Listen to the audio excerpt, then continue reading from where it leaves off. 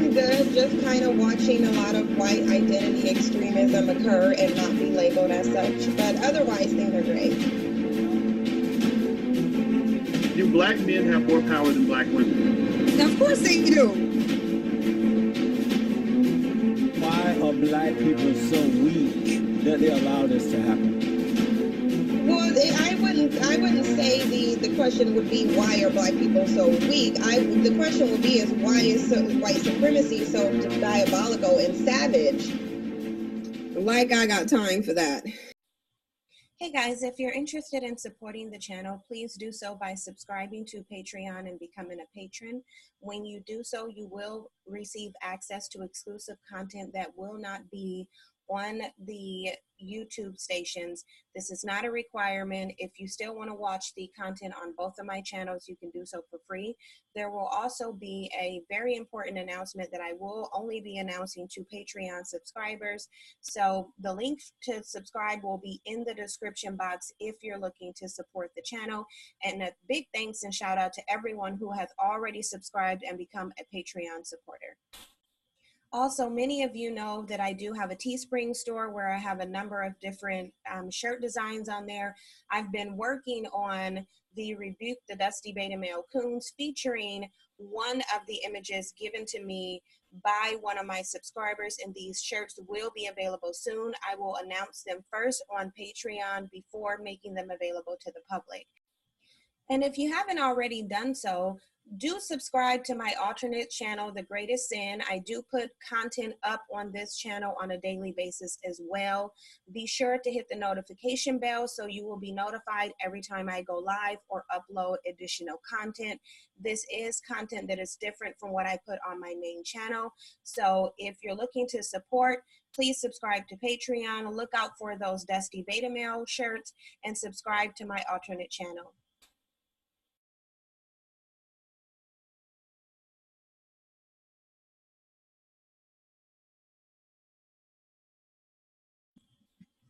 Hey guys, I wanted to come on here and talk about swirling, primarily because this is something that tends to be very prevalent now and it's increasing.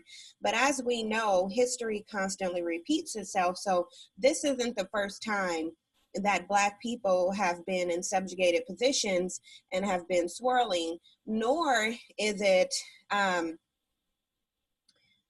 indicative of any racial progress. This has been very destructive to the Black community. It has aided in the destruction of Black civilizations, Black rulership, Black power. It has been the cause of entire Black nations being bred out, or Black populations being bred out. So this is a very, very big issue that a lot of men in our community, because of the fact that they engage in it primarily and always have been, are dismissing this issue.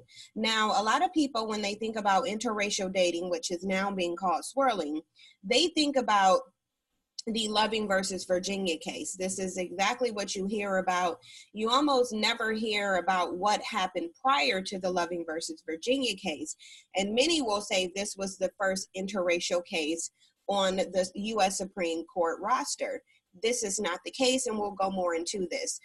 But where did this fetish for whiteness happen? When and where did it happen? Did it happen with Black women, which is what the narrative tries to bring up, or did it begin with Black men, which is what history shows? Understand that there is a long history of interracial unions. It's contributed to the whitewashing of Egypt. It's brought down the more than Spain. It's been led to diminish the population of the Tasmanians. It's been used as a destructive tool, and it's something that's being used as a destructive tool right now.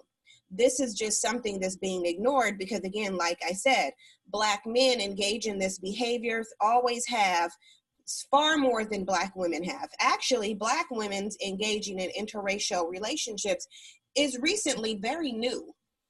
There may have been some exceptions to that, maybe small ones throughout history, but there was never really a time when Black women were engaging in interracial unions in large amounts. It just didn't happen according to history. So as you watch over this mini documentary, we're going to unfold the history, and we're going to go over how and why this is destructive, and why we need to look at it specifically as it's engaged in by Black men for what it is. Now, what we're going to do is we're going to start with the Moors of Spain. The Moors, and when we say of Spain, we use that term loosely because that's what they were mostly associated for. But the Moors go back further than Spain. The Moors ruled over many different geographical areas of Europe. This is what they were known for. Many of you have heard people within the dominant society talk about the Barbary slave trade. Now, this really wasn't Barbary. This really wasn't slavery. They like to use this to normalize their actions, which have been far more heinous than anyone could ever replicate. However, when we think about the Moors, what we should look at is how they came to have their fall from rulership in Europe, because they did rule a part of Europe. And if we go to the book, The Destruction of Black Civilization, it lays out a timeline. Now, I want to read an excerpt from the book of The Destruction of Black Civilization.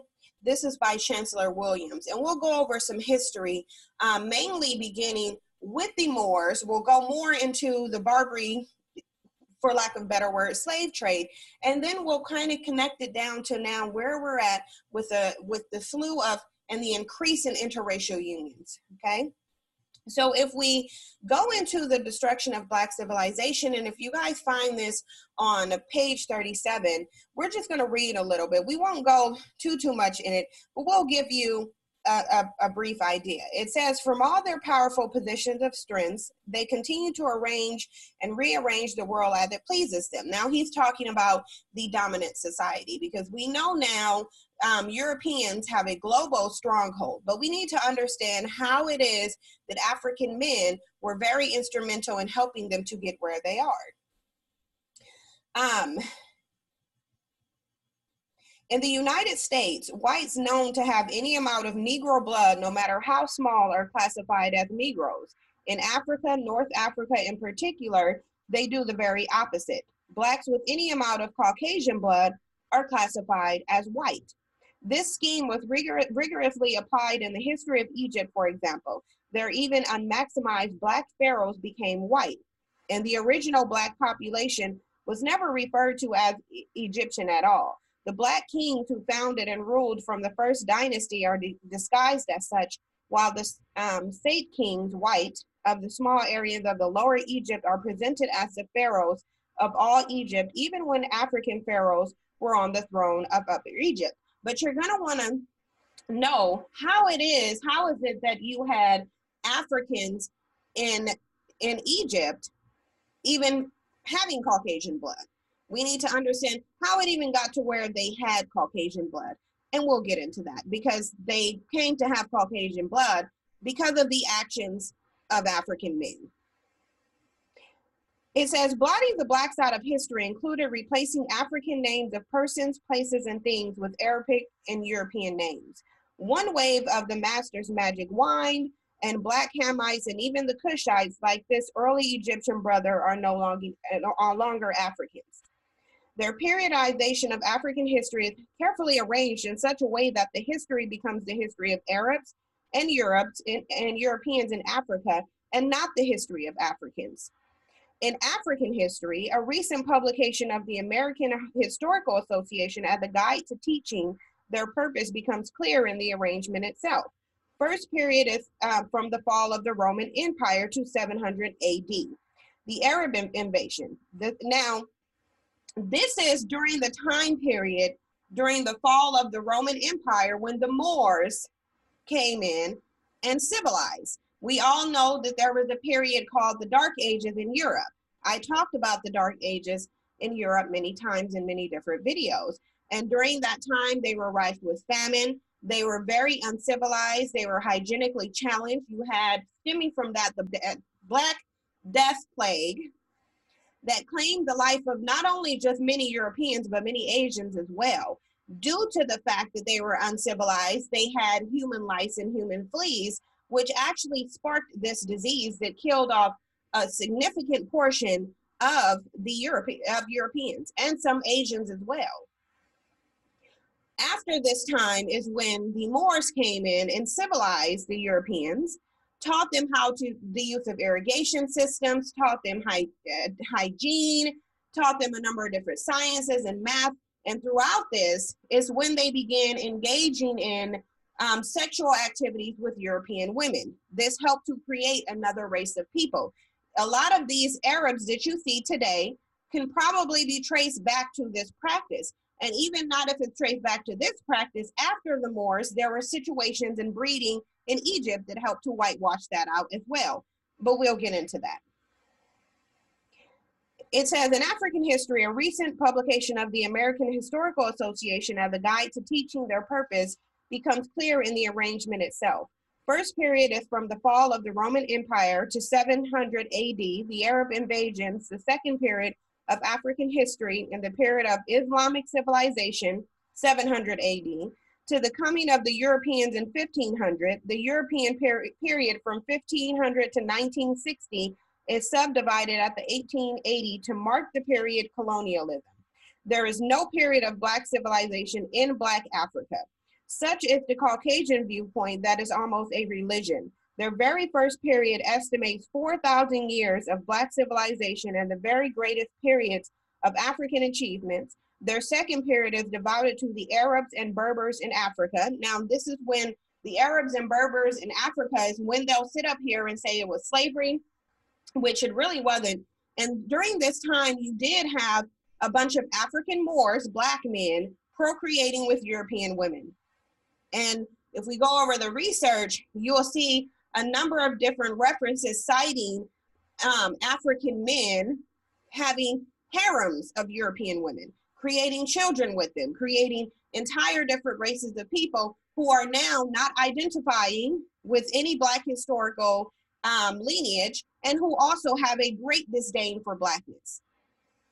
These are the people that Black men have created by way of interracial unions that they willingly engaged in.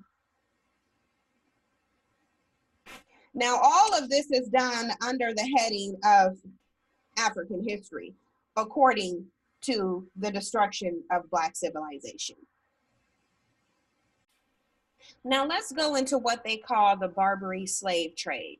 Now, they say that this actually occurred during the time that Africans were going through the transatlantic slave trade. Keep in mind, this is after the whitewashing in Egypt, in which, according to the book, The Destruction of Black Civilization, African men were working in tandem with white Asians who sought to take over Egypt and claim it as their own by arranging marriages between the women in power, in which power was established through the mother or the woman. So, because of their colluding with the white Asians and being integration minded, it kind of sounds a lot like what it does today. They were very helpful in creating interracial unions between the Black women of Africa and white Asians. These unions were orchestrated and helped to be put together by the white Asians and African men. This is how they started creating a race of African Asians who aligned themselves with the white Asians, had a disdain for Africans, and set out to help with the oppression of Africans. This is something that is occurring today, where you have Black men primarily creating biracial children with white women who historically have always aligned themselves with the system of white supremacy. Black men today are far more integration minded and always have been than Black women. Keep in mind, it was Martin Luther King Jr., a Black man, who set out for integration. He wanted, and he had a dream that one day Black people and white people would be colluding with each other. Black boys and white girls would be holding hands with each other. They wanted it to be somewhat of a black-white utopia in which they could all live in harmony, engage in loving relationships, and create biracial children. A lot of that is happening today in terms of the biracial children. However, the love is simply not there on the part of the dominant society, and it's never been. So after African men helped to whitewash Egypt by way of arranging these interracial unions between the African women and the white Asian men, concurrently, you had the Barbary slave trade, in which you had a bunch of African Arab, Moors, who were allegedly enslaving Europeans. Now, I'm not going to get into the logistics of whether they were actually enslaving these people, but what we do know is during that time, a lot of these African men, the Moors, had harems of white women in which they procreated with a lot of them, creating mulatto races. This gave way to the Sicilians. Keep in mind, we can look at what's going on presently, and we can see a lot of history repeating itself. What's going on in Africa now? You have white Asian men going over to Africa, creating children with the African women. Keep in mind, there are Black male African leaders who are aware of this, so that they can recolonize Africa.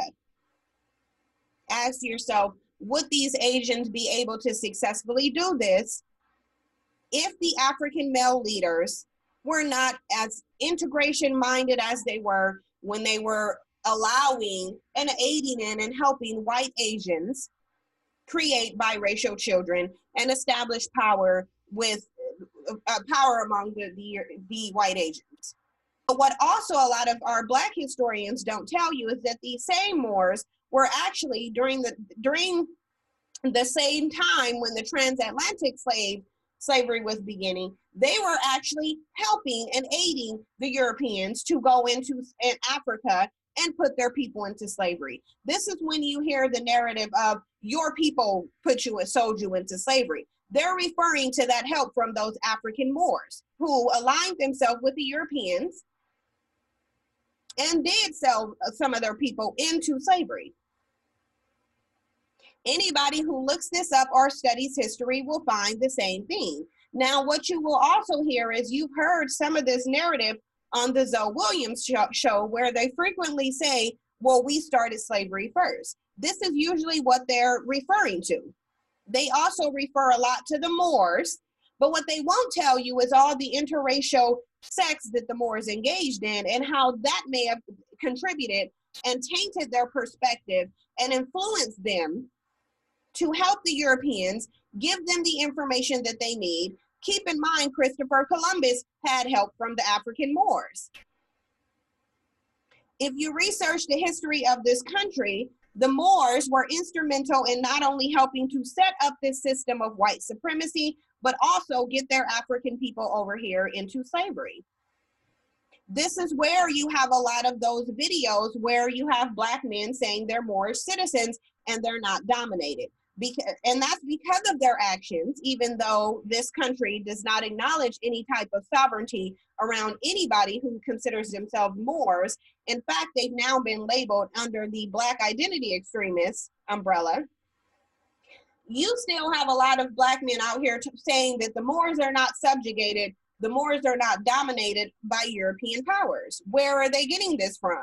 They're getting this from because there was a contractual agreement initially that Moors would be sovereign in this country. That was probably one of their rewards for their treason and helping things to get started. Now, whenever we talk about interracial unions in modern day time, because it is engaged in mostly by Black men, again, this is something that they've been doing throughout history. What a lot of them will tell you is that Black men have this fetish for white women. They have this desire for white women because during slavery, they were told that they are not good enough for the white woman, but this is not true. They have a long history of aiding white supremacy, having sex with white women, creating mulatto children who then turn around and align themselves with the white power structure. They have a history of doing this. This did not come from slavery. What they'll also tell you is that Black women in this country established interracial dating. They'll tell you that a Black woman with a white man initiated the fight in the battle to have interracial unions legalized. Now, let's just go over a little bit of history. Because after the emancipation of slavery, you had actually some cases of interracial unions. Let's look over some of those. Now, in 1883, this is 16 years post-emancipation of slavery. This was the first Supreme Court case on the docket in regards to interracial unions. It is one of the cases that paved the way for Loving versus Virginia that occurred in 1964. But when we hear Black men talk about interracial dating, we don't hear them talk about any of these cases. There were 3 of these cases, all involving Black men. Now, in the case of Pace v. Alabama, the United States Supreme Court affirmed that Alabama's anti-miscegenation statute was constitutional. This was brought to the court by Tony Pace, who was a Black man. He was living in Alabama, dating a white woman. Okay? Now, he was in prison and she was in prison.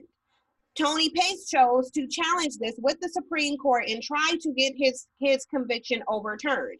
However, Alabama's Supreme Court decided that the law was not discriminatory because it applied equally to both Black people and white people. And they justified that by saying the white woman that he was with was also imprisoned, which she was. If you look up the case and read the details of it, you will see that this is what happened. Okay? So you had Pace v. Alabama, actually a case involving a Black man and a white woman that was actually the first interracial case taken to the Supreme Court. It was not Loving versus Virginia. Now, we know during Pace v. Alabama, we know that was a situation with a Black man and a white woman. Now, if we fast forward to 1912, we will look at the actual first interracial marriage in the country. Now, was that between a Black woman and a white man? No, it was not. It was between a Black man and a white woman. Now, the first interracial marriage in the country was actually the marriage of Louise and Louisa Gregory.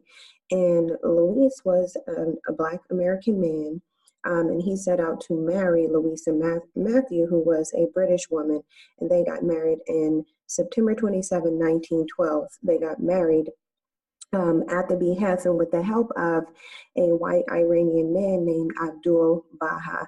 Now, he urged interracial marriage. He was an integrationist man, and he established a religion and a faith called the Baha faith. Now, Louise was a follower of this white Iranian man, and so when Abdul Baha came to the United States and saw the racial tension, he didn't like it. History doesn't say what actually it was about this Black man that he took a liking to, but the reality of it is that he helped this man to engage in a interracial marriage during the height of Jim Crow.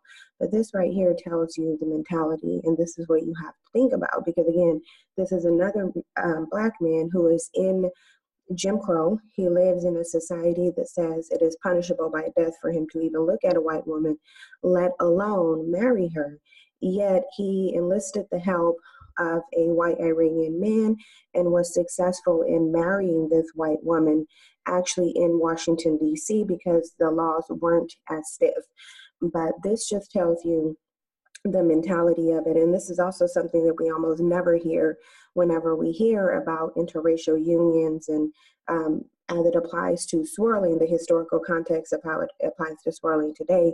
We only hear about Loving versus Virginia, despite the fact that you can see from history that this desire to integrate, because if you're wanting to marry within the dominant society, despite the detriment that it poses to you, then you are very integration minded.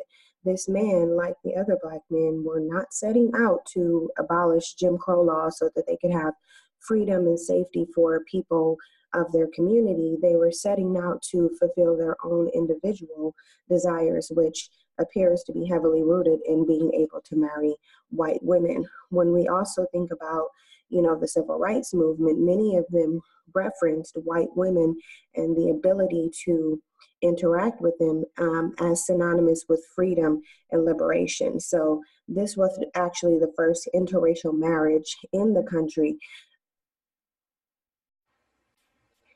In 1948, you had the case Perez v. Sharp.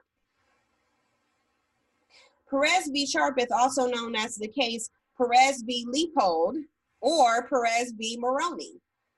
It was a 1948 Supreme Court case that said, this was in California, that was held by a 4-3 majority that the state's ban on interracial marriage violated the 14th Amendment to the United States.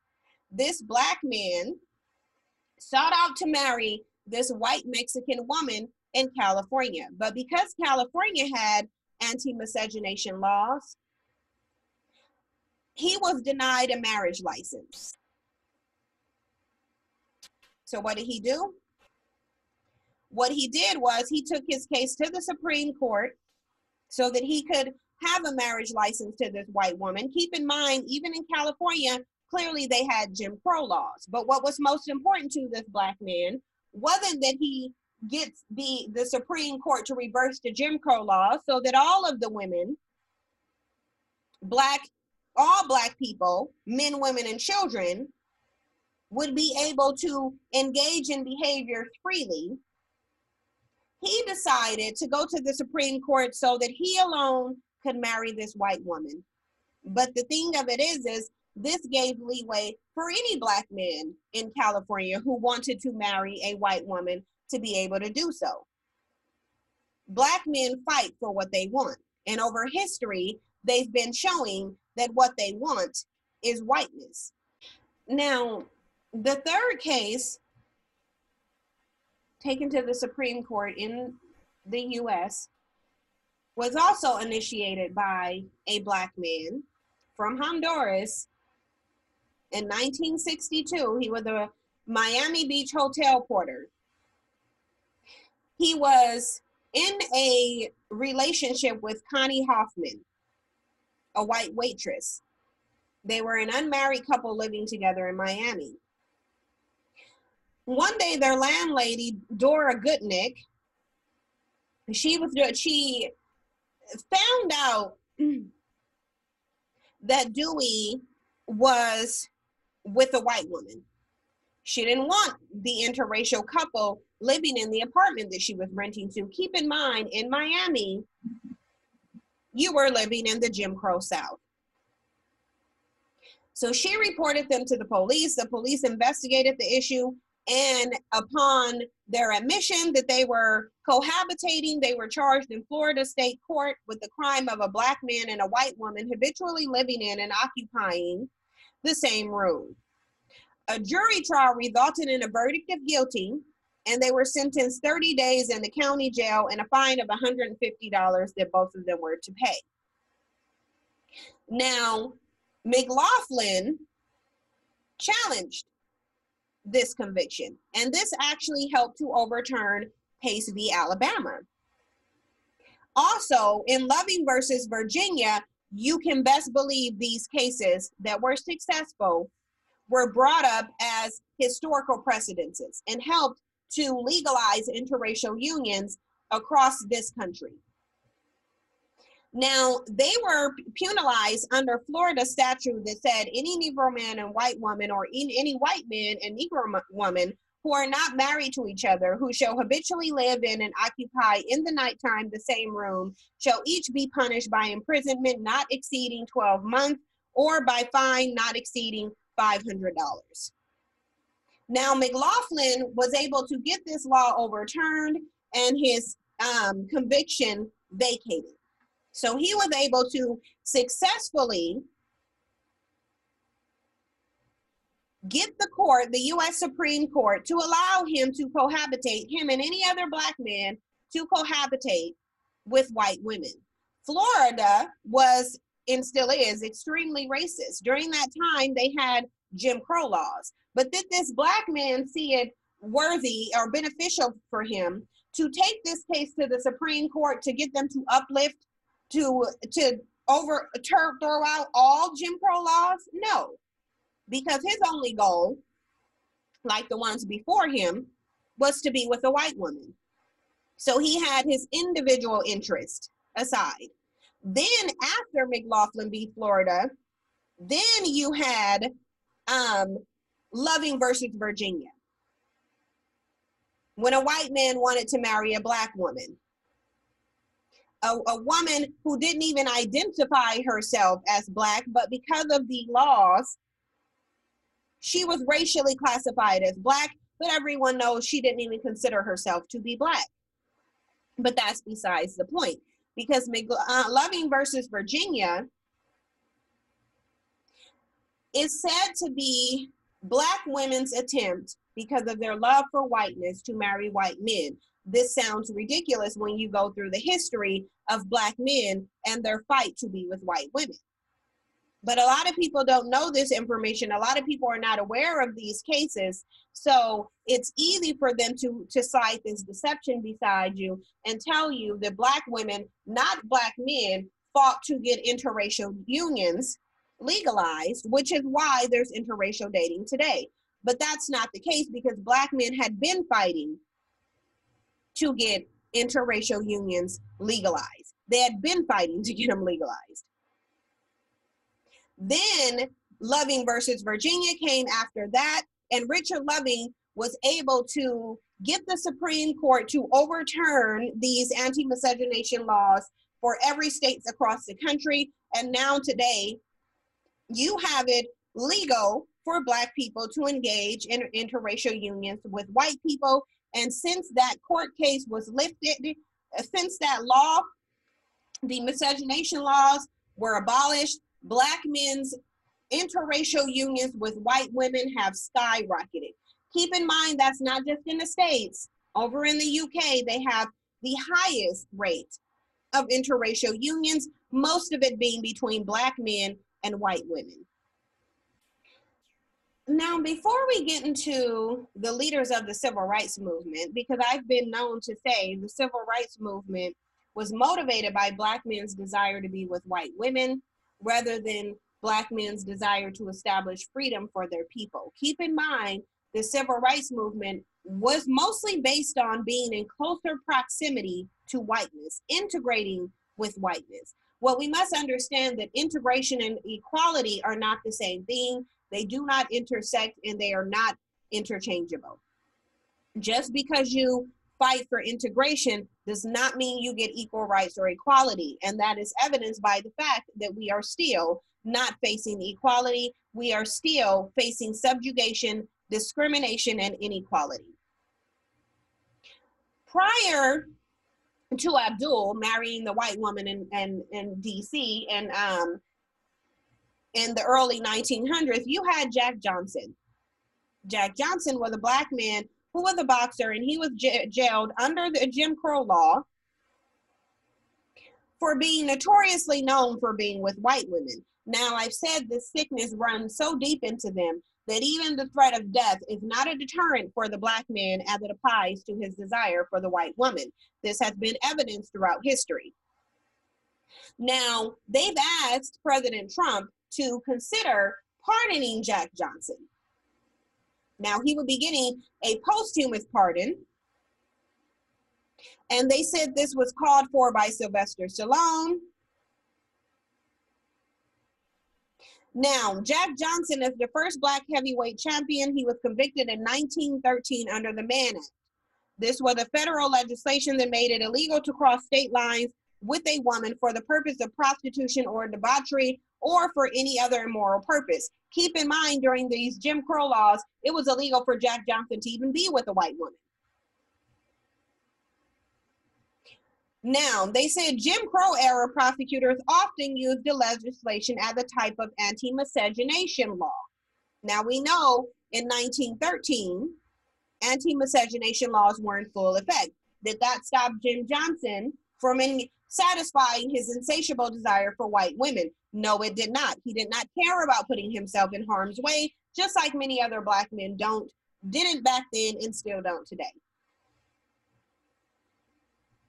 Now, they said Johnson was widely despised for flaunting his title, his wealth, and his affection for white women. He was convicted by an all-white jury. Johnson spent 7 years abroad as a fugitive before returning to the United States and turning himself in. He served a year in a federal prison.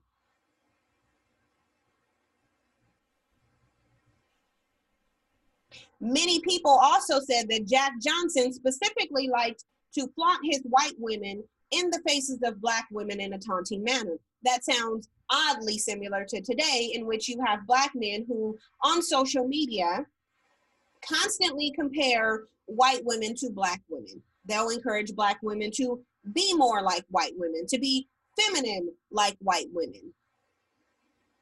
They'll talk about how masculine Black women appear to them. And this is not a new sentiment. This was all over during the civil rights time, where most of your civil rights leaders were said to have obsession with white women as well. How is it that we can rule out the connection between your civil rights leaders' affection for white women and their desire for integration? Because ultimately, integration would allow them to share the same social spaces as white women, which would give them more access to fulfilling their desires for white women. Let's look at some more of these so-called civil rights leaders, many who are revered by Black men, regardless to their treasonous activities and their desire to be with white women. And the reason why this is ignored, because most Black men today have that same lust for white women that they had going all the way back to the time of the Moors. Let's talk about Eldridge Cleaver. Eldridge Cleaver is a well-known leader of the Black Panther Party. Keep in mind, the Black Panther Party was mostly comprised of Black women. This is what they won't tell you.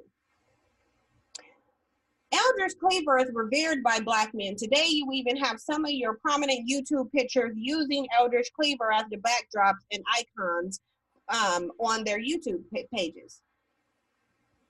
Eldridge Cleaver is seen to Black men as influential, an alpha male, and someone to be mimicked. They'll look at these men as quintessential benefits to the community. Now, the Black Power movement was about racial pride. However, Eldridge Cleaver was known for having a disdain for Black women and an affinity for white women, a detrimental, disgusting affinity for white women. In 1968, Eldridge Cleaver published his memoir, Soul on Ice, which he actually wrote while he was incarcerated in California State Prison. He went to prison for sexual assault, which he admits to in Soul on Ice. Now, this is something also that Black men ignored. Because who was he sexually assaulting? Now, Eldridge Cleaver laid out 3 different perspectives on interracial sex. Now, one of them, he called this the crossing of the sexual color line. He declared his rage at how Black men are indoctrinated into preferring whiteness to Blackness. I believe to a degree Black men are indoctrinated, but they already had the desire anyway. That's why the indoctrination was so successful.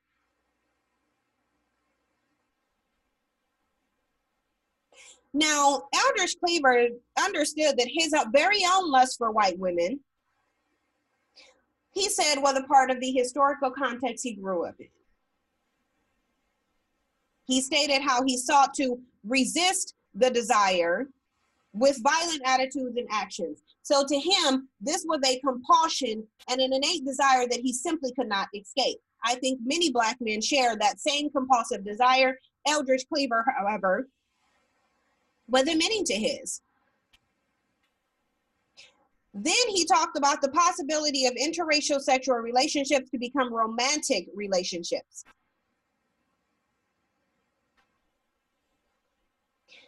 In the beginning of Soul on Ice, Eldridge Cleaver recounts an instance in prison where he had a photo of a white pinup girl on the wall of his cell.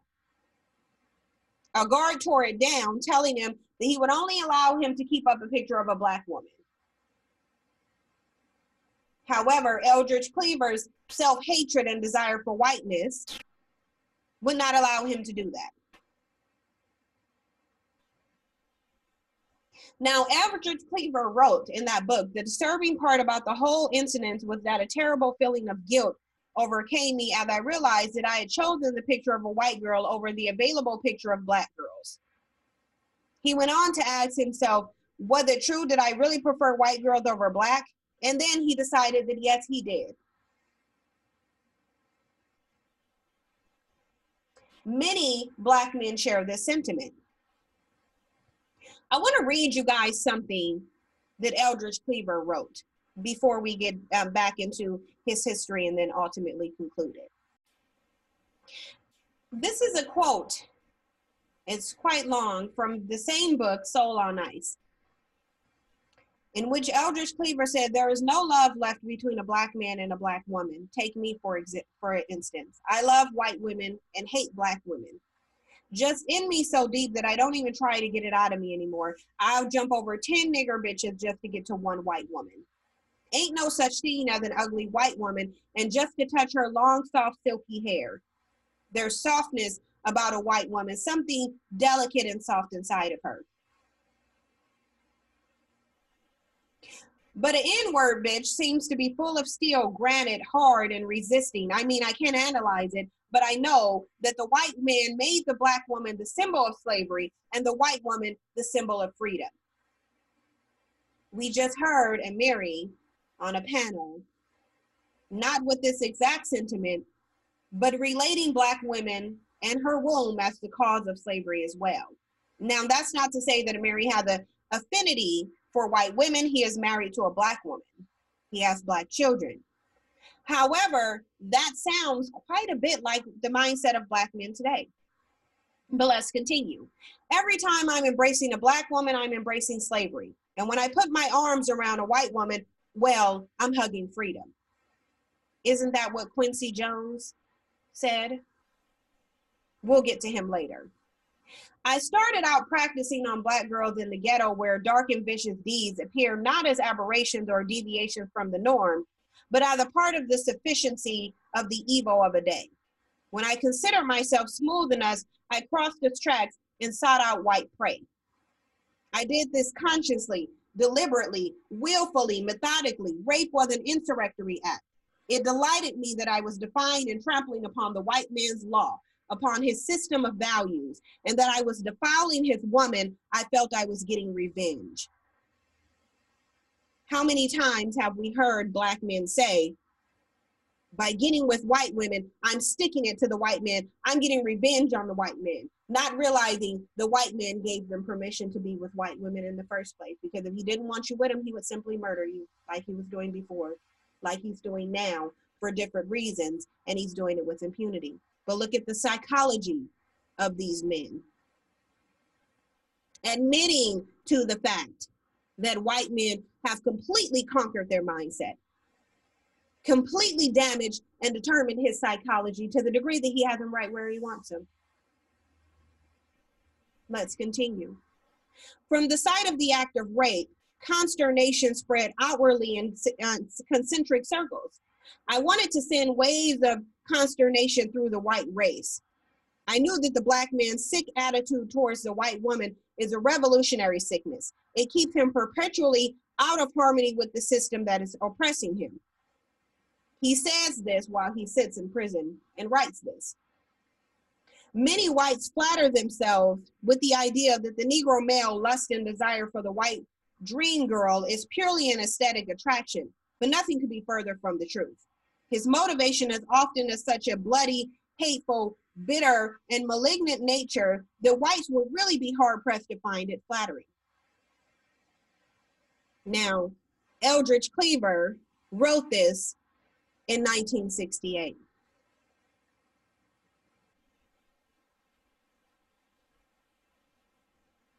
He practiced raping white women by raping little black girls.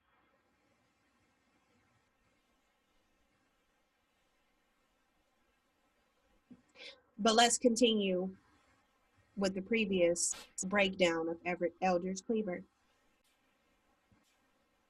Eldridge Cleaver wasn't confused about his level of sickness. He had an awareness of it that most Black men today couldn't even touch on. He understood that he had a sick psychology that was motivating him to do sick things, not only to little Black girls, but to white women. Counterproductive behaviors, some of the same ones that Black men engage in today.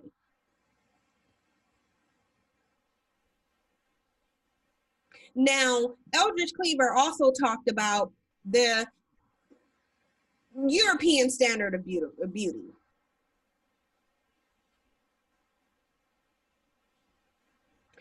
He stated that another inmate suggests that his opinions tells the story of many Black men.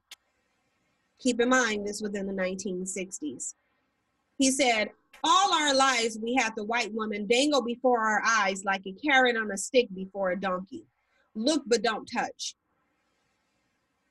He went on to connect the insight to the indoctrination into the white racist standard of beauty. But it raises the question to me, why are Black men so incorrigible?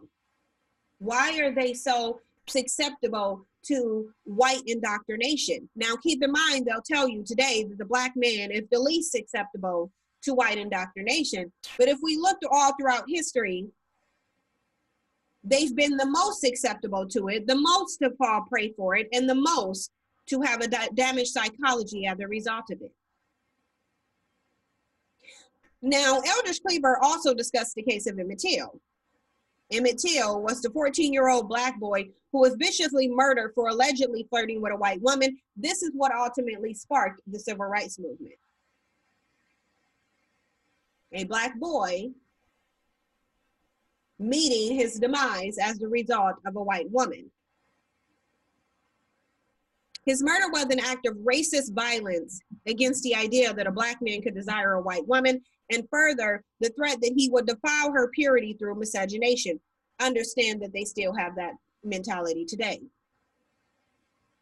Eldridge Cleaver described seeing the photo of the white woman Till allegedly whistled at, and he wrote in his book, here was a woman who had caused the death of a Black, possible because when he looked at her, he also felt the same tension of lust and desire in his chest, and probably for the same general reasons that I felt them. Here, Eldridge Cleaver used this anecdote in order to give his memoir more power with the national audience by referencing a large issue in African American history.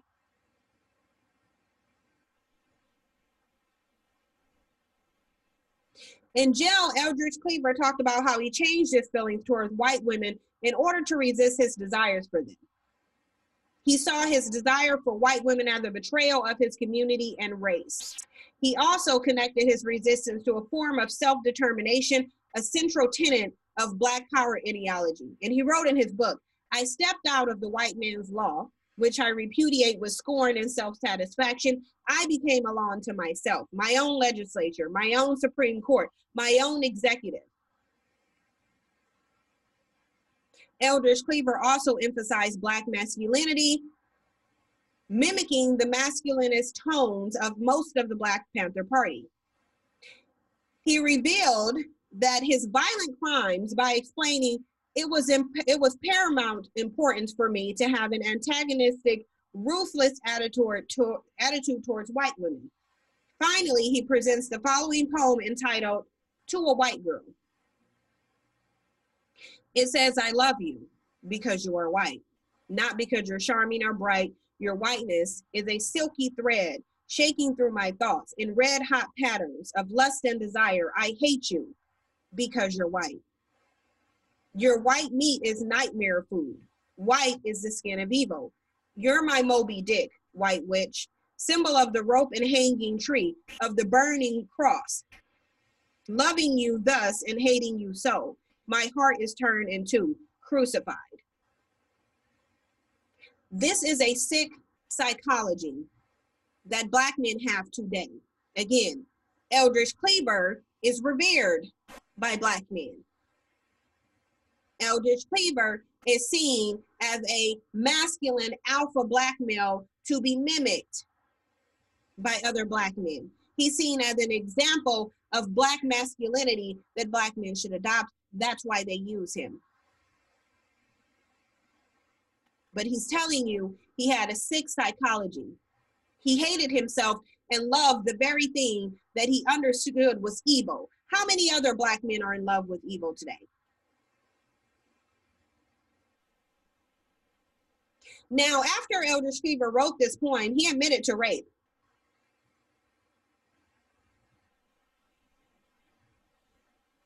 But he admitted to it in the form of a political act. Now, it says it's important to consider how Eldridge Cleaver benefits from presenting his heinous crimes in this way. In Race, Sexuality, and Political Struggle, reading Soul on Ice, Jared Sexton suggests this is a troubling line of reasoning and pursues an absolutely untenable alibi for rape. Cleaver seems to use his discussions of rape to further his ideological standpoint rather than to repent for his actions. Eldridge Cleaver wrote, "Rape was an insurrectory act. It was the most satisfying to me because I was very resentful over the historical fact of how the white man has used the Black woman. I felt I was getting revenge. In this way, Cleaver began to see raping white women as a way to violently attack white supremacy and power. He asserts a difference between sex and rape in order to make his desires a meaningful act of resistance rather than a betrayal of his community. It is no longer that he desires white over Black, it is that he is using rape to gain liberation." Now, how many times, what's interesting here is Eldridge Cleaver saying that he doesn't like the way that the white man has used the Black woman. It's interesting how in his gripe with white men, as an attempt to get back at white men, he doesn't confront white men, he confronts white women and Black women.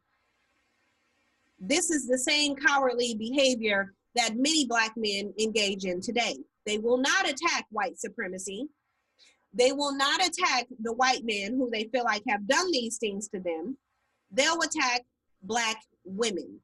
This is their mentality. Keep in mind, this is how he felt in 1968, but they run around talking about the feminist movement of the 1970s.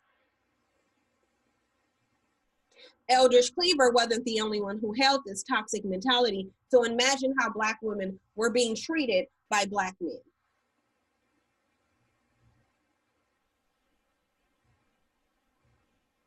Now, Eldridge Cleaver believed that you could engage in something he called resistance through romance.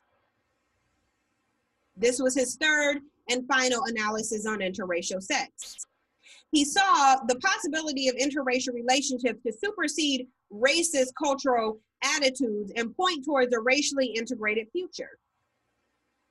This is the same sentiments that MLK Jr. had. If we just integrate with them and create these children with them, that will be a way to get back at the white men. Sexton describes this transition from the previous line of reasoning by explaining, whereas before the Black man sexually violated the white woman as a symbolic retaliatory strike against the white man's historical violence of the Black woman, the noted uneven patriarchal proxy war, now the Black man and the white woman find themselves mutually attracted to one another. This came from Eldridge Cleaver's personal experience falling in love with Beverly Axelrod, a white woman. He represents the concept of a colorblind, racially just future. In this utopia, miscegenation is not miscegenation. It is a faultless and pure heterosexual love. Cleaver does not feel self-loathing at his desire for Axelrod because their relationship is built on more than the sexual desire or resistance to white supremacy. Their love is tied to the political statement that their relationship makes. He writes in a love letter published as a part of the Soul on Ice to Axelrod. It is not ourselves alone who are involved in what is happening to us. It is really a complex movement taking place on which we are mere parts. We represent historical forces, and it is really these forces that are coalescing and moving towards each other. Eldridge Cleaver's Soul on Ice presents just one view of interracial sex within the Black Power movement.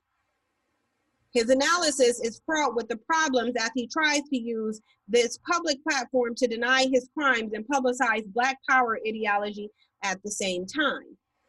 It is critical to keep in mind the homophobia and unforgivable misogyny that run rampant throughout his book. However, he does present an important viewpoint on the seldom considered issue of interracial sex. Now, it's interesting because clearly, even in 2019, Black men have no problem attaching Black power and pro-Blackness to white sex. They will tell you, oh yes, a Black man can be pro-Black and date white. This is the same mentality of your Black civil rights leaders in 1968. So it's no wonder that the next generation would carry the same sentiments and would pursue sex with white women more than they would pursue liberation for their own people. Because Black people, men, never wanted liberation for their own people. They wanted sexual access to white women. Eldridge Cleaver was there during the Black empowerment movement. What is he telling you? Is he telling you his primary concern is liberating Black people? Is his primary concern getting Black women out of oppression and freeing Black children from being harmed? No, he's telling you his concern is interracial sex.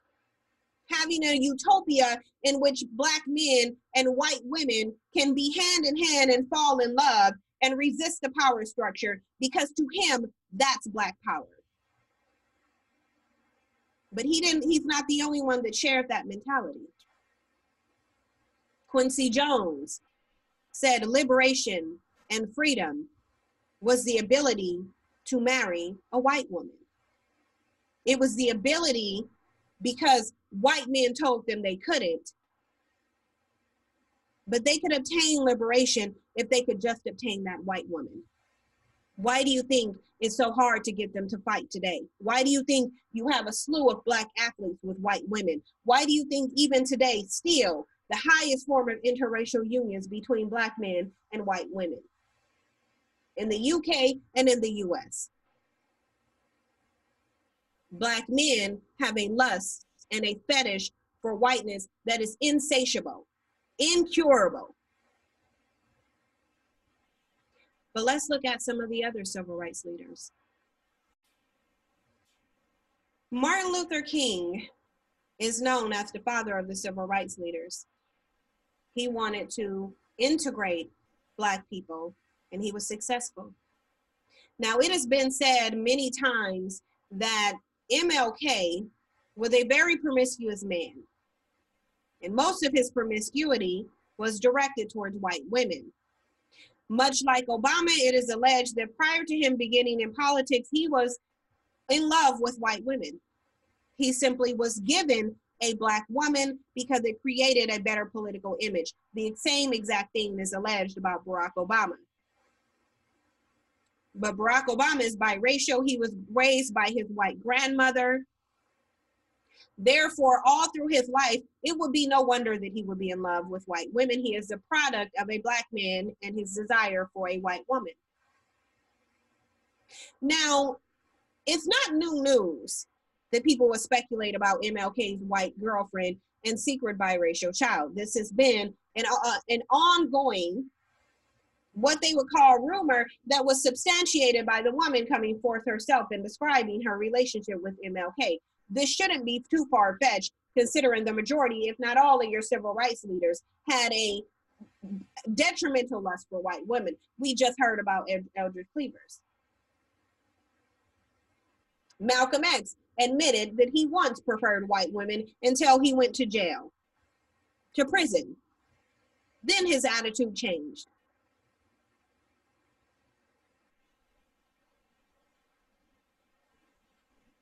Now, a historian recently came out and she published a book. And she talked about her relationship with MLK. Keep in mind, MLK was an integrationist.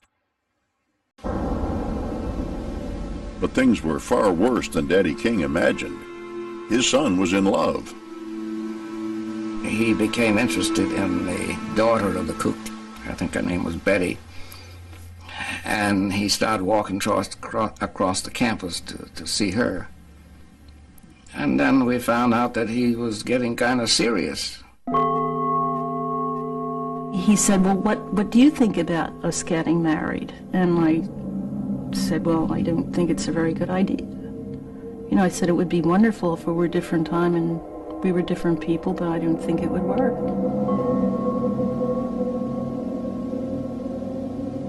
So we asked him to sort of break off because he would be leaving the seminary and he could not go back to Georgia and take her as his wife. I would say he was brokenhearted. I think he was probably more angry that he would have feelings for someone and he couldn't go ahead and do what he wanted to do because of the race situation. King knew that in the segregated South, a mixed marriage could prove fatal. Black men had been lynched for a lot less. Okay. Now, the woman's name was Betty, and she talked about how when MLK was 19 years old, he ended up being infatuated with a white woman. It is said that MLK also has a secret white child, or not a white child, but a biracial child. An article recently came out saying a newly released JFK files allege Martin Luther King Jr. had one love child bedded with Joan Baez. And in this picture that you see MLK with the white woman along with Hosea Williams and surrounded by a bunch of little black children.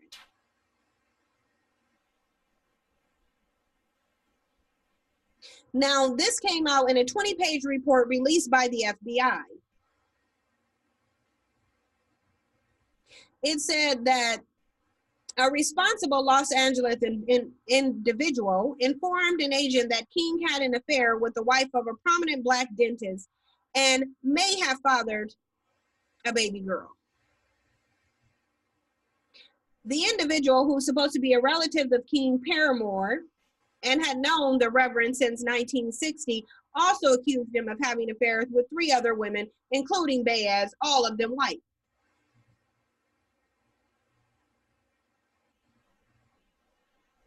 This is not the first time something came out saying that MLK had an affinity for white female prostitutes.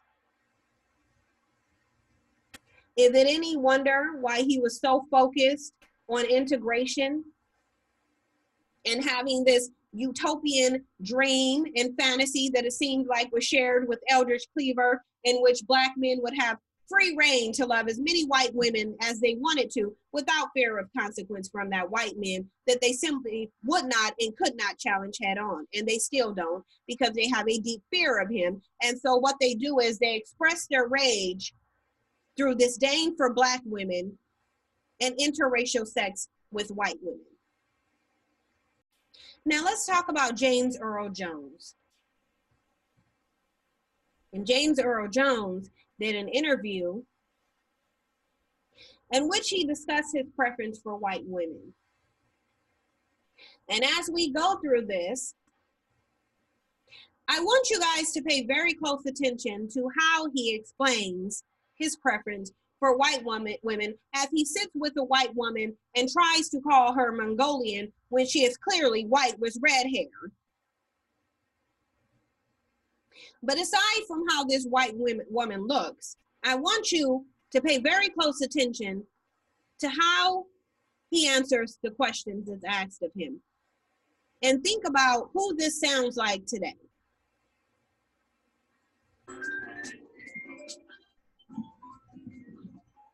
good.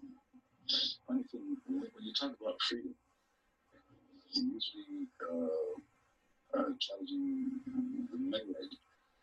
God, you're challenging him to want to achieve anything he wants, to capture anything he wants, right?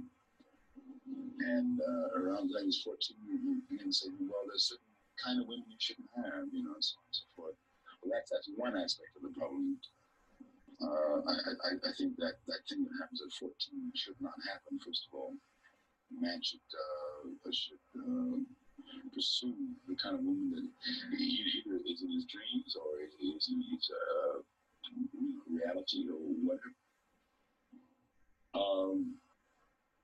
No. Now, I want you guys to notice how, like Quincy Jones, like Eldridge Cleaver, James Earl Jones just related freedom to having access to women that have been that he has been restricted from. It seems like this is a theme. This is a common mindset that a lot of Black men have, that they can only obtain freedom if they're able to obtain that white woman. But let's continue. Jen, where does the Black man stand today in relation to the Black woman, to the white woman, and why? In other words, do Black men marry white women because of the nature of some Black women today? Well, she's actually not Caucasian. She's a Mongoloid, and she comes from the Magyar strain, right? But she passes as white. Now, I don't particularly care. I would, of course, be courageous if people want to have intermarriages and were denied that right. So, no,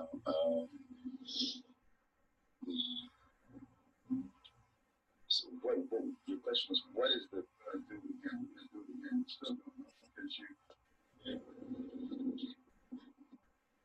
Jim, do Black men marry white women because of the nature of Black women? I know in some of our earlier conversations you mentioned that the Black women you've met have been uptight. What do you mean by that? Well, that's one question. What do you mean by uptight? Going toward a more militant attitude about their own identity. And in many ways are way ahead of the Black man, because I don't know why, but in many ways are replacing the Black man. There's a whole almost unfeminine aspect of the Black militant. Now, I want to pause right here because I want you to understand what he's saying. Now, he says he's militant in her mindset about her own identity, meaning she embraces her Blackness. Okay? Then he says she's the head of the Black man. She's almost surpassing the Black man, almost to a degree where this causes him to see her as masculine. So because she's rooted in her awareness of her Blackness, because she's advancing as a woman, she's nearly surpassing him, he feels as though she's no longer attractive. She's masculine now. What does that sound like? Who does that sound like today? Does that not sound like the same exact sentiments that Black men have today in 2019? Let's continue. You find that some Black women you've known out of your personal experience blame the Black man for what happened to them in slavery even today?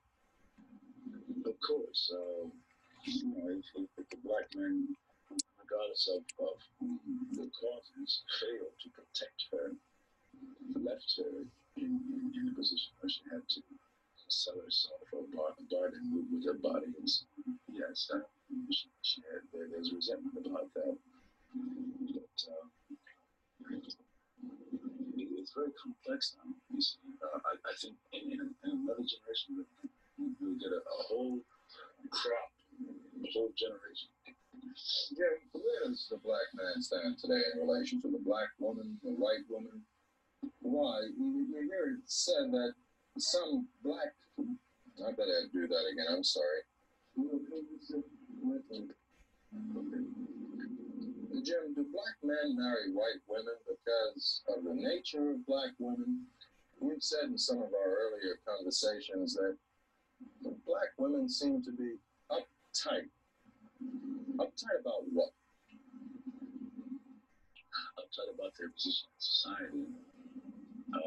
There are many, because I'm generalizing now, many are overreacting against Aunt Jemima, the Aunt Jemima image, the submissive Mother Earth type, unselfish, all giving, especially all giving to the white man, sexually and in the kitchen and every other way.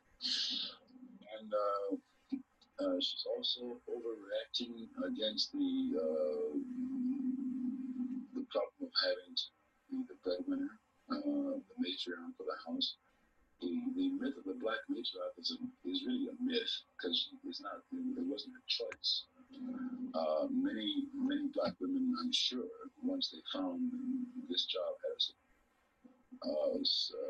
social and political dignity to it, relished it and wielded the rolling pen, like any. Now let's pause because he said that she's overreacting about her position in society. Okay. Her position in society was being extremely disenfranchised, raped by white men, facing all types of discrimination. He's saying that black men have to go to white women because she's overreacting over systemic racism, because the black man has failed to protect her. Okay? Overreacting about racism, black man has failed to protect her. She has to be the matriarch and breadwinner of the household. He's saying the fact that she does not like these things is what's pushing him to white women. What does that sound like today? Because she's overreacting and resisting her position, especially being made to submit sexually to the white man. She's resisting that. And because this black man cannot and refuses to challenge this white man, he then has to go to the white woman. How many times have we heard black men say, it's easier over there with the white woman? Well, of course it is, because she's already protected by white men. She's not experiencing systemic racism. She doesn't need you to provide for her.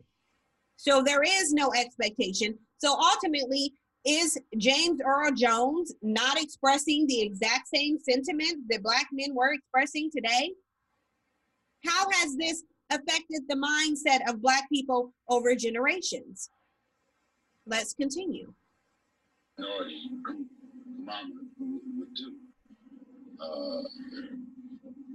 But no matter how much she might relish it, it wasn't her choice to begin with. She would always have preferred the black male to have run the house, to have saved her from white rapists and white slave owners.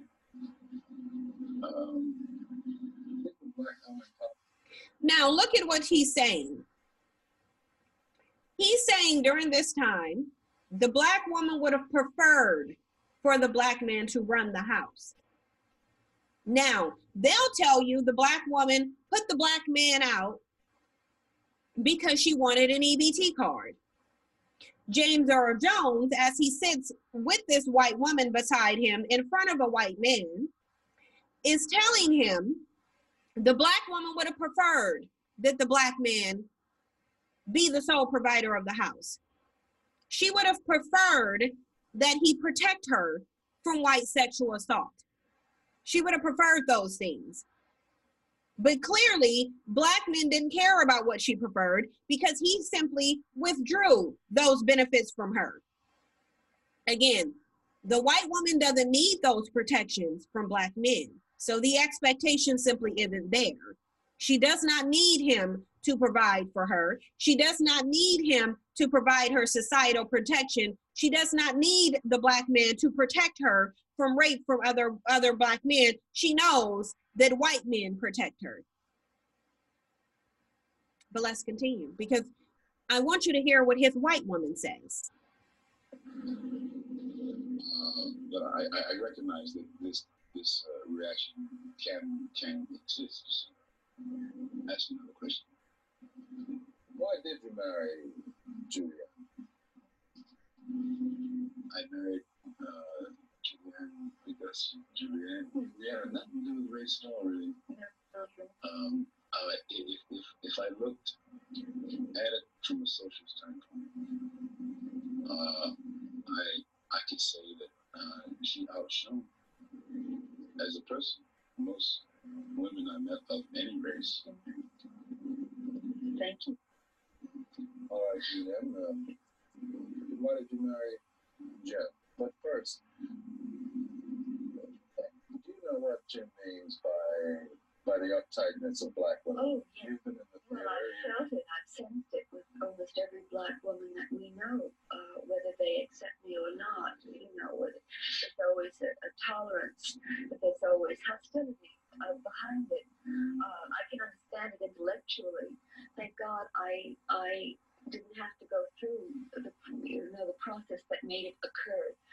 I happen to think it's a good thing that they're showing hostility. I think it's the only thing they can show at the moment. And I think out of the hostility, I think that's a healthy sign. I think out of that. Now listen to what the white woman is saying. She's saying, I understand their hostility. Essentially, she's saying, if I had been through the same thing as black women, I would have the same hostility as well. She's saying it's healthy to have the hostility. So if she's saying, now the white woman, that this is healthy for black women to be mad about the stuff that they went through, and quite frankly, how this black man dropped the ball on them, what is she saying about the black man? By default, isn't she saying that he's in an unhealthy state of mind because he's complaining that this black woman is having a healthy, angry reaction to what she's gone through, a reaction that, quite frankly, any woman would have? And you know why this white woman can relate?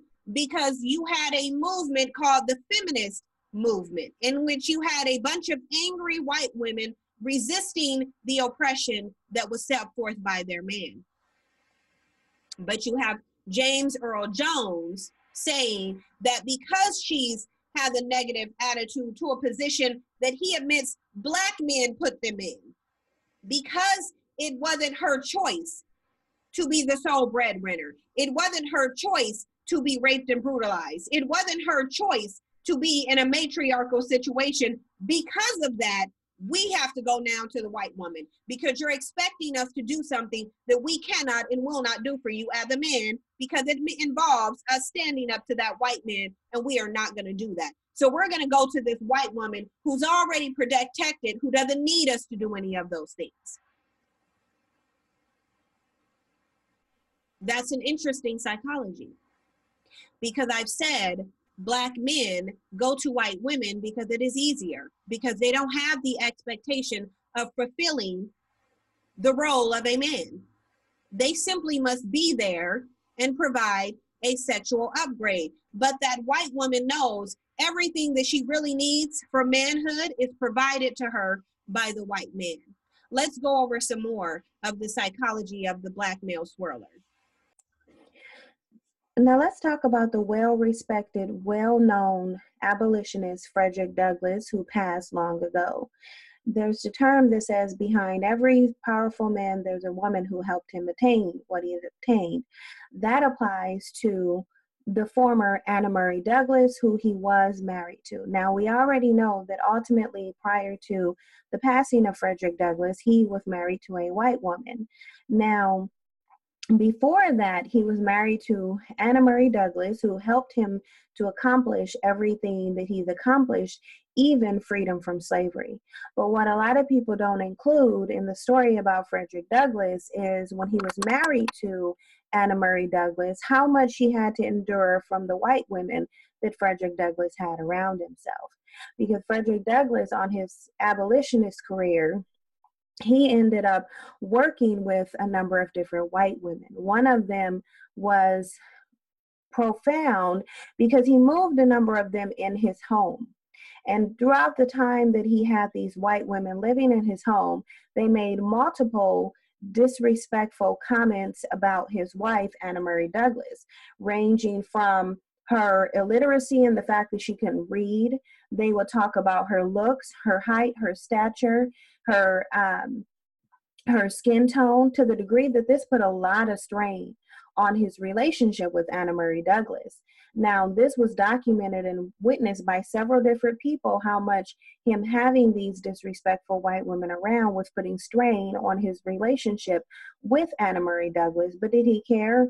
No, he did not, because he still had these white women living in his home, disrespecting his wife and ruining his marriage. Now, we can speculate as to why the marriage to Anna Murray Douglas and Frederick Douglass ended, but we do know that for a long stint of time, he did have white women living in the home with him, disrespecting his wife, regardless to the strain that it put on her, regardless to how she felt about it. He then later on went and married a white woman. And so we see a theme coming on throughout this, where you have the Black woman who helps a Black man to accomplish wealth and success and notoriety. And then throughout that time, he still continues to disrespect the Black woman in favor of that white woman, and ultimately goes off and marries a white woman. Now let's move on to James Brown. Now, James Brown was a famous musician. He is very revered by Black men as well. Now, one thing that we never hear about James Brown was his fetish for white women and his disrespect towards Black women as well, because James Brown also had a history in which he was known to be abusive.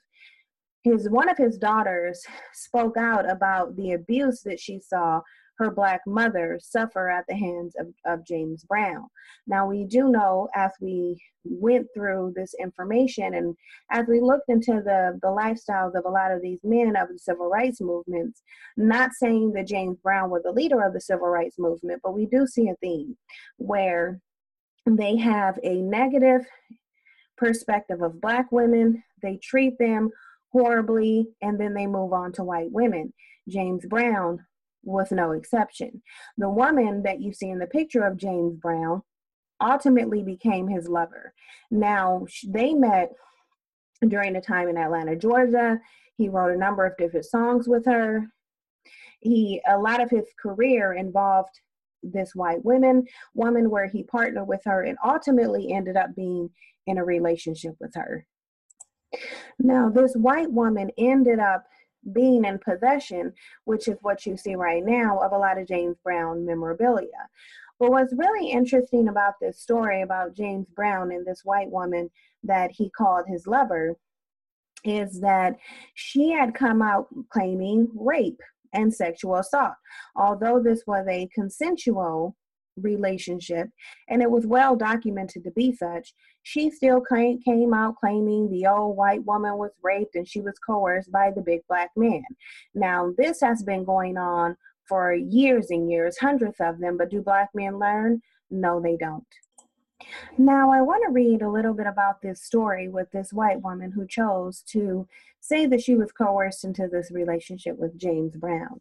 And when we think about a fetish and a desire and an addiction to whiteness, we have to consider the fact that throughout all of the disadvantages being with white women have posed to Black men, they still engage in these relationships with them to their peril. However, when we see them talking about Black women and the issues that they have with Black women, it generally only takes one, sometimes it doesn't take any, in order for them to write off the whole entire Black female diaspora. You've heard many of them say, based on one relationship, with a black woman, they will never date another black woman, and they'll only date white women. But it seems like they have no problem forgiving the hundreds of years of damage and counting that this white woman continues to contribute to black men. But it says Hollander now vehemently denies that they had a sexual relationship. In fact, Hollander has long claimed that Brown raped her. She described the alleged April 1st, 1988 assault in court papers and one of the filings over the Brown estate. So she was seeking out to get his money, contending the singer took her to a scheduled property in South Carolina and raped her at gunpoint. She showed the Post a blood-stained denim skirt studded with rhinestones that she claims she was wearing that day. She stores it in her bank vault in a crumpled brown paper bag. Hollander says she didn't accuse Brown of rape at the time because he threatened to have her killed if she came forward. She filed a federal lawsuit in Illinois in 2005, contending that the emotional trauma from the attack led to a thyroid condition. Brown denied the rape allegations. This is her with that skirt as she's older. The suit was dismissed because the statute of limitations has expired, but Hollander eventually prevailed in having Illinois law change this to suspend the status of limitations in certain rape cases. What does this sound like to you guys? Didn't California do the same thing with Bill Cosby, change the statute of limitations based on a white woman's sexual assault allegations by a black man?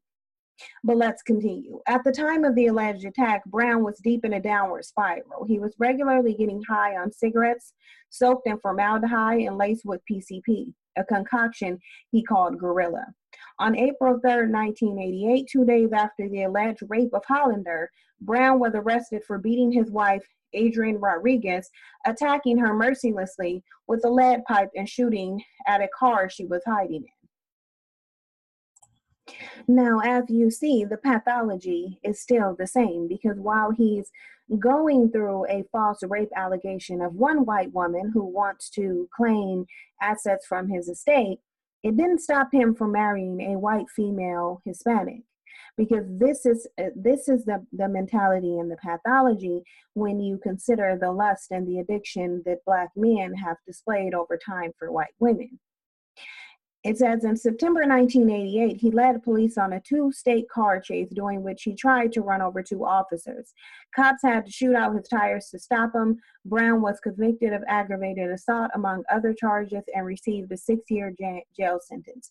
Hollander maintains in court papers that she and Brown were estranged after he was released from prison in 1991, but she claims she continued to plan charitable work with Brown, with Dallas acting as an intermediary. Now, even though James Brown knew that this woman put false rape allegations against him, he still was willing to work with her. If that's not a sickness, I don't know what is. And even though the history shows how dangerous and detrimental this attachment to whiteness has been towards black men, they still continue to date them. Now let's talk about Sammy Davis Jr. Now, Sammy Davis Jr. was a highly esteemed actor, okay? He ran around with the likes of Frank Sinatra. And if we look at an article that's titled Hollywood Loved Sammy Davis Jr. Until He Dated a White Movie Star, we kind of go back into his fascination as well with white women, where it says a decade before the Supreme Court ruled in favor of interracial marriage, the Rat Packer risked losing his career and his life. So again, you have another situation of a black man who is putting his life and his career on the line, all in favor of a white woman. And they're telling you that this was during Jim Crow, because this was before interracial marriage was legalized. Yet whenever we hear about interracial dating, we only hear about Loving versus Virginia and how it applies to black women, because you had a woman in there who didn't identify as black, yet she, with a white man, were able to get interracial unions legalized. This is another case where they're telling you that Sammy Davis Jr. is yet another black man who is risking his life during that time in order to be with a white woman. And the interesting thing about this particular story is that they're talking about this white woman, Kim Novak. Now, Kim Novak is a white woman who has also been tied to Sidney Poitier. So you have a scenario again where you have a black man willing to share a white woman who was also known as industry vagina, much like how you see Kim Kardashian married to Kanye West, despite her being well known for having multiple relationships with multiple other black men throughout the industry. So it seems like when it applies to a white woman, the black man has zero standards. As long as she is white, he is fine. Just out of the words of Eldridge Cleaver, there is no undesirable white woman, according to these men who like to date them. Now, they said in 1957, Sammy Davis Jr. was a rising star. He had completed a performance in Mr. Wonderful on Broadway, and he had a popular nightclub act with his father and uncle, the Will Mason Trio. Okay? Now, prior to that, he had had a car accident where a pipe went through his eye and permanently blinded him. For the rest of his life, he would have to wear a glass eye. Now, even though he was blind in one eye, that did nothing. He was still able to be blinded by a white woman. Okay, and it's interesting because you have this woman, Kim Novak, who had her sights on many other prominent black men, were tied to many other prominent black men. Her reputation did not deter Sammy Davis Jr. Now, as a result of him being in this relationship with Kim Novak, despite knowing that a relationship, because you still had anti-miscegenation laws, despite all of that, Sammy Davis Jr., like many black men during that time and now today, still risked it all to have an affair with this white woman who had also had affairs with other notable black men. Okay? Because in 1957, interracial marriages were still illegal. Most Americans, particularly white ones, were against it. Now, it says a study showed that only 4% of Americans approved of interracial unions during that time. Those were probably black people, because black people have always had a desire to interracial date at higher numbers than white people. Okay? Now, during that time, they had desegregated the schools. However, you still had a bunch of racial tensions, and you still had black men being at a high risk of being murdered because of being with a white woman. Now, Sammy Davis Jr. at that point had said that he had stopped dating white women. But this time, when he laid eyes on Kim Novak, he just couldn't, he seemed to just not be able to resist her whiteness. They were calling her at the time the hottest female at the box office. So, of course, he had to engage in a relationship with them. Now, Kim Novak didn't want Sammy Davis Jr. making it public that he had had an affair with her because she didn't want to compromise her money. So what he did was he bowed to her and apologized to her for putting her in an awkward position. Okay? Now, they did engage in an affair. They did engage in an affair, and when Hollywood got made aware of that, Sammy Davis Jr. took some L's. They took some L's. Like, he was even supposed to perform for one of the presidents during the time, and he wasn't able to do that because of his affair and his known fetish for white women.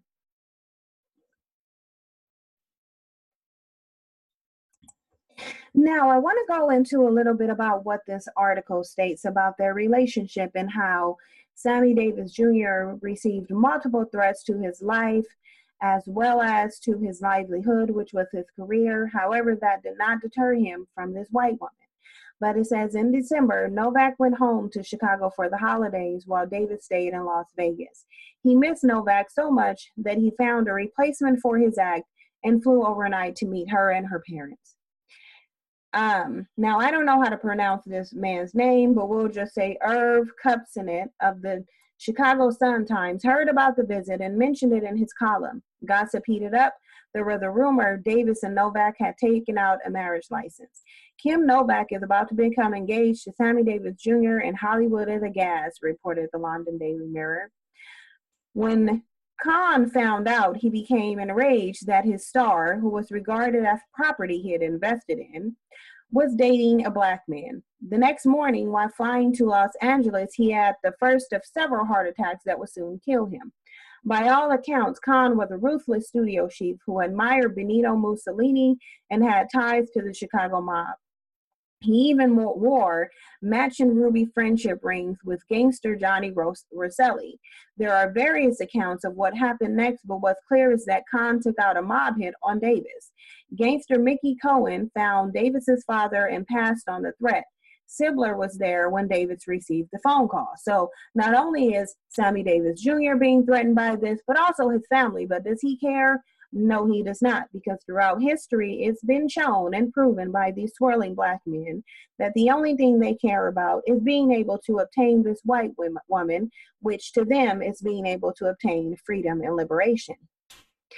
They said they would break both of his legs, put out his other eye, and bury him in a hole if he didn't marry a black woman right away, says Sibler. He was scared as hell, same as I was. Novak, who has consistently asserted that a relationship with David was never anything other than friendship, had also said that the studio ordered her to stop seeing him. They also placed guards around her house.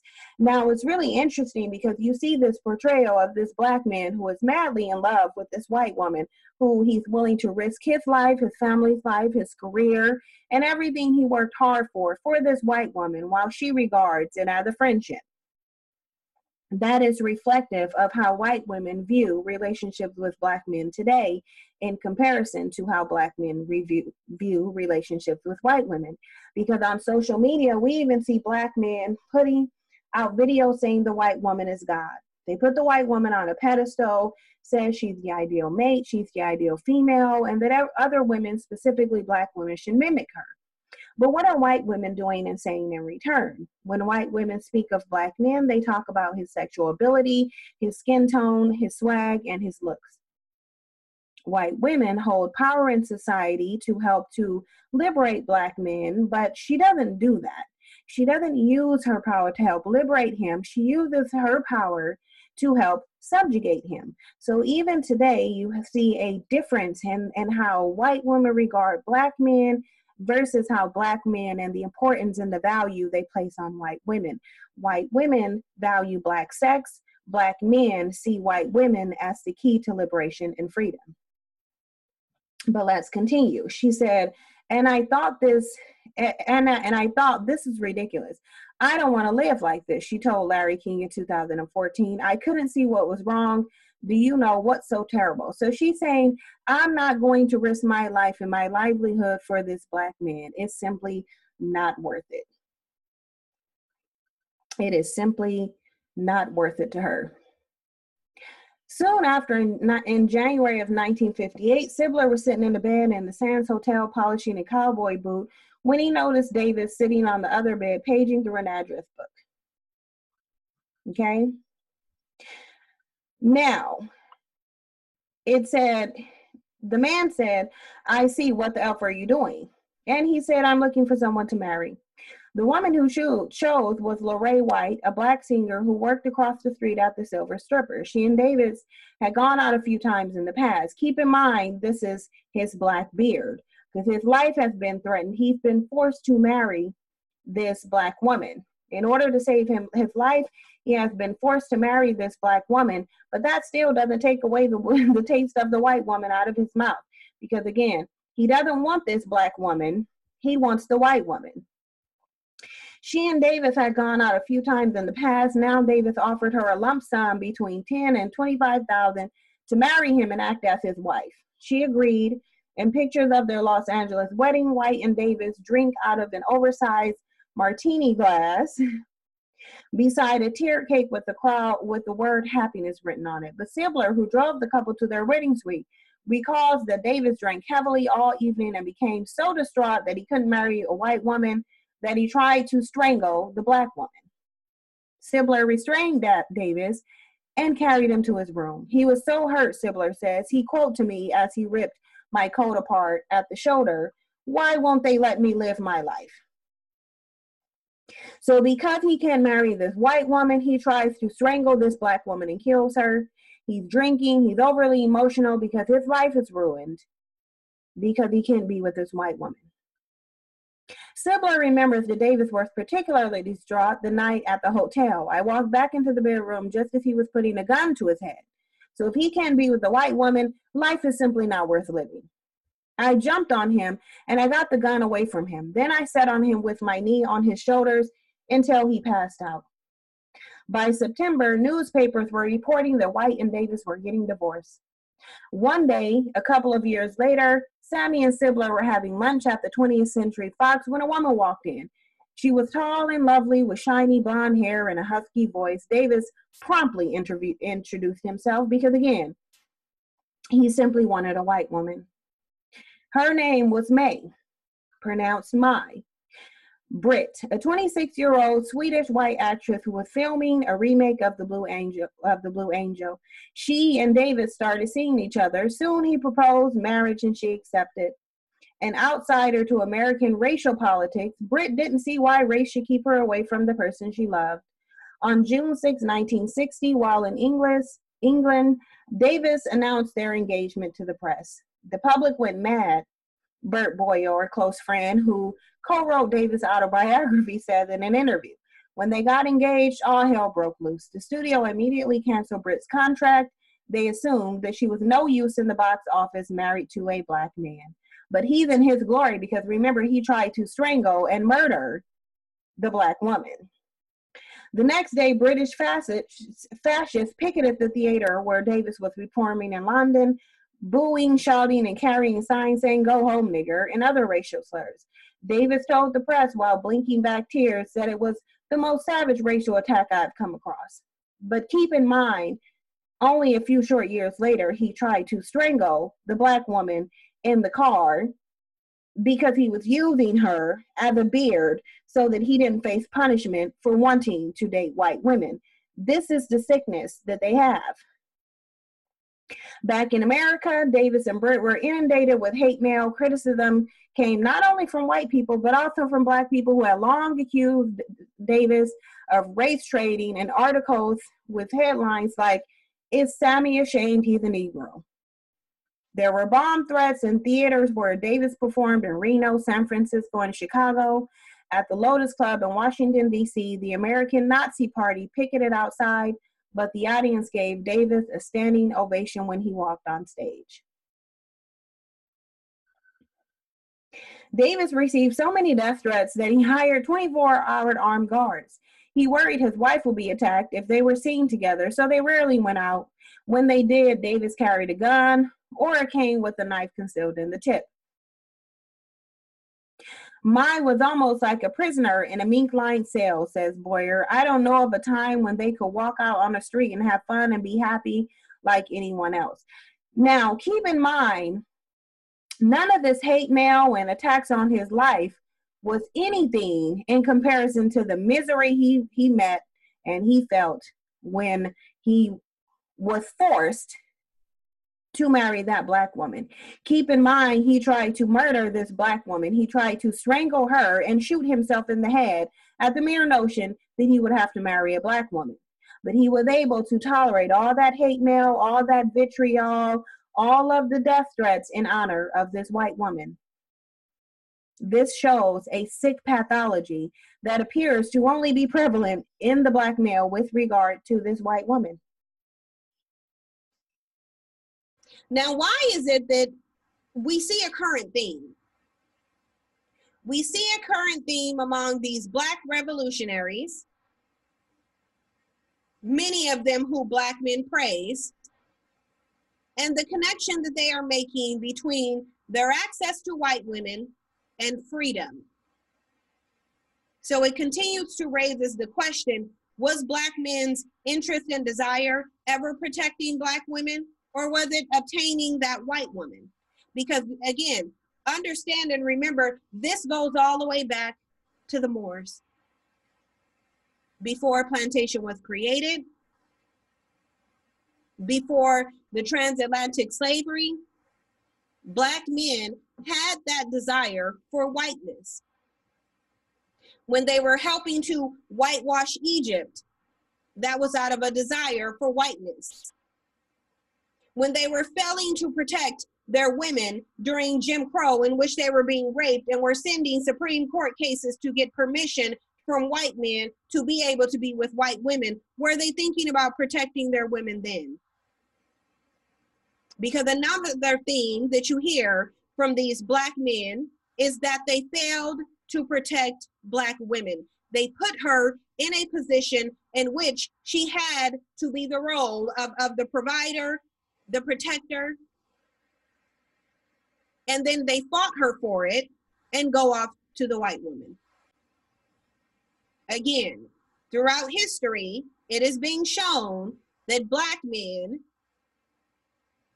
take numerous L's. They are still taking them today over their desire for white women. But what they'll tell you is that Black women started interracial unions. Black women glorified biracial children. Black women haven't started whole entire races of biracial people.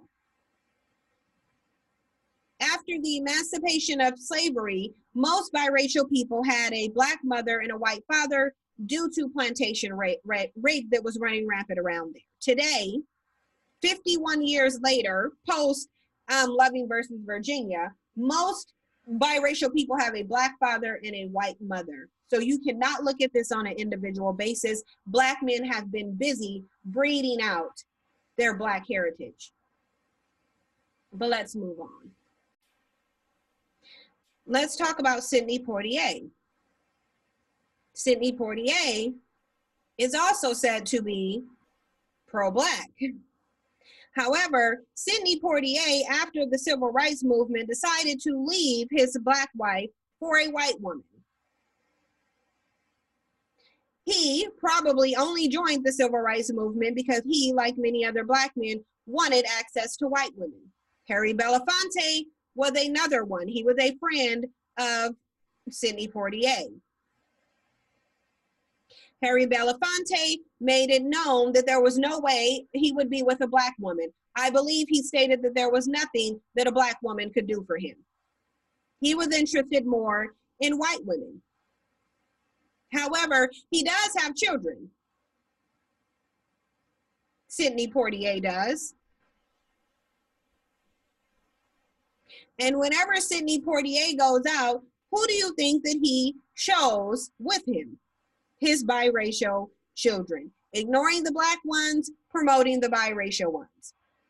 So again, you have two more Black men of the Civil Rights Movement, Harry Belafonte, Sidney Poitier, considered to be pro-Black, obsession with whiteness. Quincy Jones had already stated that dating white women was a revolutionary act, that there was freedom and liberation in their ability to be with white women. So how is it that you had all of these civil rights leaders who had an obsession with whiteness, but we're to believe that the goal was to protect Black women? The goal was to liberate Black people. They weren't concerned about Black women. They appear to have hated Black women. Hating Black women because they were not able to, and they didn't have the courage to protect her from the white men. But what they'll say today is, oh, well, we can't protect Black women because they had to be, they wanted to be strong and independent. Probably because you are cowardly and weak. And they run to white women in order to elude the responsibility of men to protect their women. Now, let's go look over some current stats on interracial dating.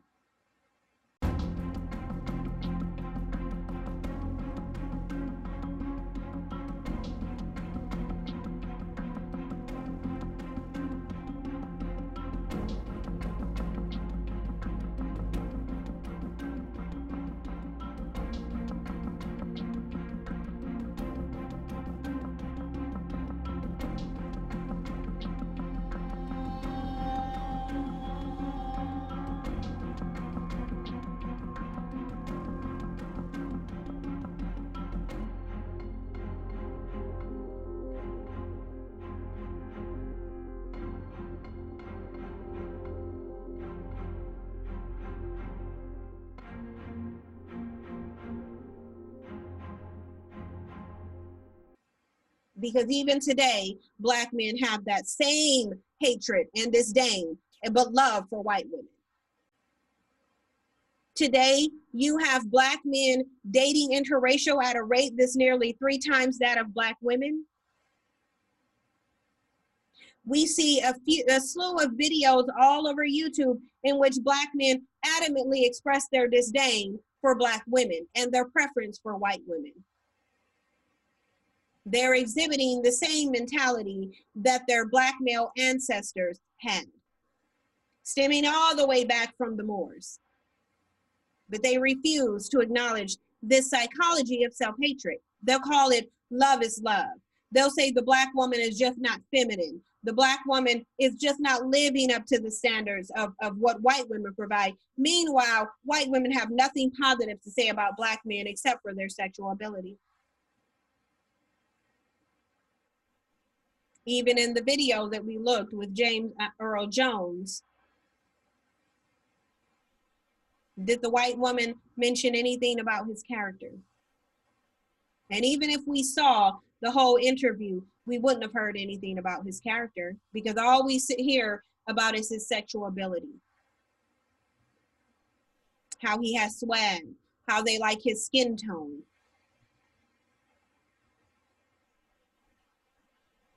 But we never really hear about the black man and how he compares to other men in society, because he's falling short. But because he's able to go to a race of women who don't need anything from him on a societal or economic level, and even when they do tend to marry black, they make sure they're marrying a black man for economic reasons. He has to be wealthy. You have mainstream black men who, by and large, are getting bottom of the barrel white women, because just like Eldridge Cleaver said, there is no unattractive white woman. And black men prove that on a daily basis. They prove that they share the same sentiments, the same disdain for black women as Eldridge Cleaver does. Now, like I said earlier, Eldridge Cleaver was very self-aware. He understood the level and the depths of his self-hatred. He was able to admit to his psychological sickness and his love of something that was contributing to his demise, that he called evil. But he also acknowledged that he wasn't going to stay away from it, that he had a fantasy that one day he would be able to live harmoniously in a utopia with these women. We see it all day. We see how detrimental it is, but for the sake of the black male's ego, he chooses to ignore this. Malcolm X also spoke about this as well. He talked about during that time how a lot of black men don't even feel like they've attained success unless they have a white wife. This is an ongoing sickness that has yet to be addressed. And when it is addressed, it's attributed to black women's downfall and black women's failures as a woman, rather than black men's seemingly inherent sense of self-hatred that's been prevalent since the time of the Moors.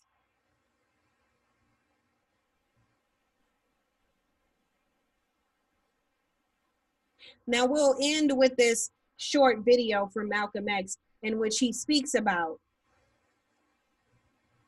black men and their desire for whiteness.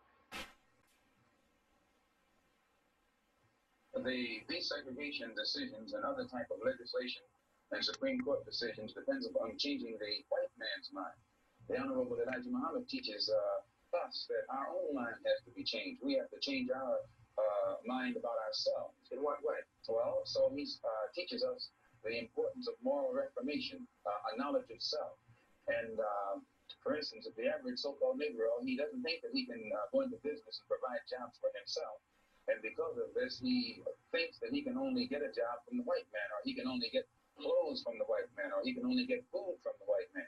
And we who follow the Honorable Elijah Muhammad are taught that the same thing that the white man has done for himself and his kind, if our people could if we could be cured of our slave mentality that was indoctrinated into us during slavery, we would realize that just as the white man can do these things for himself and his kind, we can get together in unity and harmony and do the same thing for ourselves and our kind. White man has